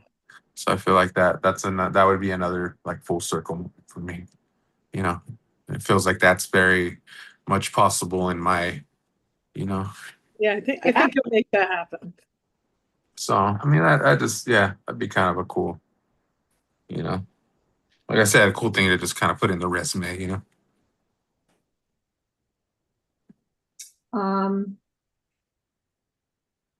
should we keep going, Jess, with them or no? Sure. What is the strangest place where you ever woke up? If there is a strange place where you've woken up. I don't know why this came up to my head, and I think you could relate to Jess. You'll get this, but I have a funny joke with Jackie Killian from Philly. Okay. But one time we ended up in which I didn't know anything about, Chester, Pennsylvania. Mhm. Yeah. Anyways, yeah, we ended up staying there one time, and it was kind of like it was a very sketchy part of town. Anyways, It was I'll not say it. that. Yeah, Was it I after was. the bunk show? No, it wasn't. It wasn't. It wasn't. And it's just a funny story. It's like, but yeah, we ended up there. We ended up there because our flight got delayed, Uh, and so it wasn't on anybody's part, like, in the music world, but like, our flight got delayed one time, and you know, the airline, they were like, sorry, and sorry, your flight got delayed till the next day. And we were kind of, we were like, well, like, we need a place to stay. We were kind of, we didn't have a place to stay, and we were trying to convince them, and they're like, okay, here you go. We gave you guys double rooms. And they gave us double rooms, and then we're like, nah, we need to have our own room, we need to really relax. So we kind of talked to them, and we're like, I think we deserve our own room for this. And so we kind of fought for singles, and we're all excited. And I think as the funny part on their side is like they posted us up on like the worst side of town. But we each got our own room. But it was like the sketchiest part of town. And yeah, I remember telling Jackie, I was like, hey, I'm in Pennsylvania. Oh, where you at? I was like, Chester. She's like, Chester, what are you doing there? And I remember, like, you know, we were at the airport all day. So, like, we kind of wanted to go out for a drink. We ended up, like, in the middle, like, street. Like, it was it was the sketchiest part of town. We ended up at a casino, like a random casino. That was the only place that was, like, you know, seemed safe. So it was funny little, that was pretty. That was pretty random and I want to stay tough, sketch. so I get it. I would have had the same reaction. I remember at Creedence Fest, the boy detective told me that they had a Airbnb that was in a gated community in Frankfurt and Philly, and I was like, the gated community? And they were like, yeah. I was like, oh, okay. And they were like, it really did have a gate that like locked our cars in, and I was like, oh, you got lucky. Yeah. Because it's not the best area, like shootings all the time, and Jess, wherever I stayed during that festival, there was a fight outside and then like 2 a.m. because those nights were so late. And I witnessed a car fighting and a car go forward and back into and hit the other car. Like I was in the sketchiest place that this is a great best. you were in Philly, I assume. And I was like entertained. I'm like, That's Philly. yeah, it's Yeah. really cute. Well, everywhere has their sketchy parts of Mhm. town. Of course. But yeah, Chester was a memorable one for sure. All right, the last one I'm going to ask you is your bucket list venue to play. And one of our co-hosts likes to say this can be a real place or an imaginary place from like a movie or whatever. You know, I've never played Red Rocks ever. That's our most common answer. That's yeah. Yeah, I mean, It's so funny how many Red people have Rock. never played it because we hear that an awful lot. Yeah, I've never played it, and yeah, it's kind of just like a little legendary spot. So I mean, CBGBs would be cool too. Would have been cool, you know. I mean, not around anymore, but that would have been a cool one. One of our friends just put in the chat that he went to a festival in Chester once and he remembers the feeling. I don't know what Yeah, festival that was. I'm trying to figure that out now. I didn't know they had festivals. yeah. But interesting. There is I think our soccer field is in Chester actually. I think the Philadelphia Union plays there. So maybe that's where this festival was. I don't know. It's not all of Chester's bad, but you were in a bad part probably. Yeah, I guess I just ended up in the wrong. It happens. Should have posted me on the other side of Chester. I would have gladly shared a room with another bandmate. But All right. Well, actually, I did say that was my last question, but I do have one more because we like to ask everybody this before we let them go. Is there any band or musician that you feel is either underrated or not very well known that you want our listeners to check out? Somebody who you really enjoy and want to recommend? man, I feel like these questions I got to sit Well, with. you were plugging that, the newer band. Slugger. Is it Slugger? Yeah. Oh yeah, Oh, yeah, yeah, I guess you did already answer this question. You're right. It's yeah. the Hawk. I mean, speaking of younger bands, there was another band we played with in the Basque Country. They were called Tree Verb, but they were also all very young. I think they were all between 18 to 22 year olds. So bands like that, it's like, um, it's good to kind of support, because they're the ones that'll be carrying the torch one day. Yep. And You so got that any advice for these up and coming bands and musicians? Something you would tell your younger self if you could? oh man, if you really, really, really want to do it, keep going. But that's if you really, really, really want to do it. Because it's yeah.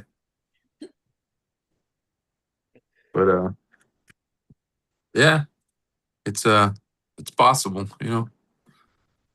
It's possible, but I feel like um a lot of it is excuse me.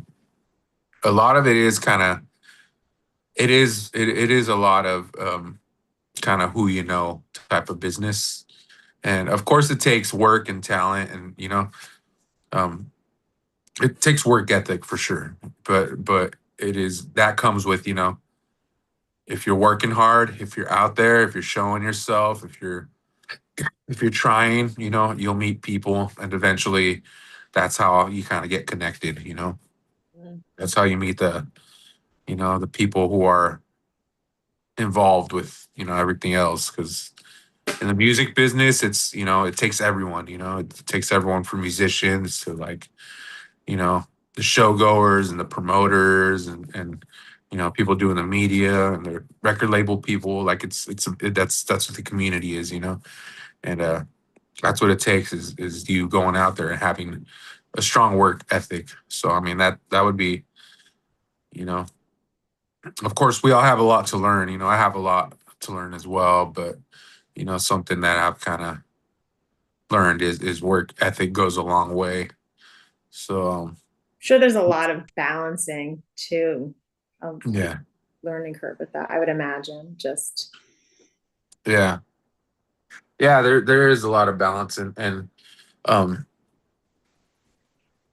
I mean as far as music, in general, I feel like that's kind of what I learned from my brother is you know, is kind of becoming a well-rounded musician, you know, try to become well-rounded, you know, play multiple instruments, listen to all different types of genres and it's kind of like culturing yourself, you know, just culture yourself musically, you know, as a whole. And um so that's something I kind of learned from my brother is you know, so as much as the conversation is ska talk, you know, we're talking on the topic of ska, but you know, I'm a big fan of all other types of music, you know. So I mean, I love, you know, reggae music. I love punk music. I love, you know, Spanish cumbia. I like, you know, Spanish garage. I love oldies. Um, you know, mariachi, big mariachi fan. You know, so it's music as a whole. You know, soak it all in. Try to learn. You know, try to learn it all. And yeah, I like it. yeah. I'm still learning too. So I mean, we're all learning. Oh, yeah, that's the truth. but yeah, but yeah. All right, it's time to go hang out with your family. Yeah, I love that that was so intense and serious. I know. I'm sorry. I didn't mean. No, Jess was No, just, I mean it. we are letting, you are free to go now. Like you're getting out of prison. I know. I feel You're like I first time in 2 hours. feel like I really pushed that guilt on you. Like I Oh was like, no. I mean, really, you're it's taking midnight what and you're I have doing. work tomorrow, so I have to get to bed too. But Oh no, yeah, you got work tour coming up and you got this tour coming up, so go see your family and have a great time. And yeah, Thanks so much for being on and awesome. we'll see you at Supernova and we'll talk again there. yeah. We'll see you there. Thanks for having me. And yeah, we'll Make sure see you you. share videos from Europe. I want to see them. Yeah, I'll try. That's what my brother said. He's like, you better put up your drum cam, and I was like, I'll try. I'm very bad at, you know. Lately, I've been better at it, but you know, I'm gonna try to put up a little camera or something, At least record some one. songs. I'm gonna stalk So, your page. I'm gonna stalk the Suicide Machines page. I'm gonna yeah, see some videos. yeah. Yeah, I'm sure there'll be a video or Yeah, two I could be able to share, but yeah, it's I'm gonna be a sure fun other people time. will So be. Yeah, shout group out to of people the sharing. yeah, I'll share some. In fact, I got my cameras here charging up. I'm gonna try to, you know, get to get to know my GoPro a little more, you know. Okay. But yeah, shout out to Suicide Machines for having me. It's gonna be a fun tour, and yeah, more than anything, you know, I'm excited to connect and you know just connect with them as people and you know just Yeah. talk music and just you know make music and hang. And, yeah, it's gonna be fun. So if you guys are out in Europe, come catch a show. If I'm out in Europe, I will surely come Wait, catch. are these Bouncing Soul shows out there too? Like, who are these? Who are you playing with? Suicide Machines and who? I I think a lot of them are club shows, just kind of Suicide Machines Oh, like headlines they're club. headlining? Oh, okay. I could be wrong. I also saw that I'm not sure if the tour is with Less Than Jake, but I saw Less Than Jake on a lot of the like the festivals and yeah, a lot of the show bills have Less Than Jake on them. So I'm Uh, not sure if it's like a tour together, but um I'm sure they're going to be at a lot of those shows as so you're well. playing some festivals on that run too. Yeah, there's quite a handful of festivals on that one. That's so much fun. I always wanted to go to a festival in Europe. Yeah, I don't even care which one. I just want to go to one. there's a lot of I know there's Punk Rock Holiday. What is it? Slam Dunk. I forget what else.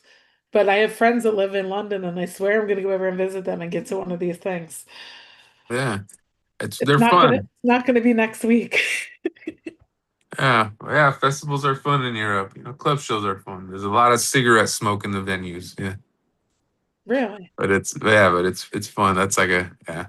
That's Very funny Europe. to me because like when my friends come over here, they're like going to Bath and Body Works because they can't like have things with ingredients, but they let them smoke indoors. Huh. Yeah, that's like a very European. That's what I think of like Yeah. Europe is you know just being allowed to smoke cigarettes in venues. But yeah, it'll be fun. All right, we could probably go on and on and on. So All right, let's wrap it up and I'll see you in a couple months. we'll see you. Thanks for having me. Thank you so much Bye. for Thank you coming so on. much. See ya. Be safe and have fun. All right, see ya.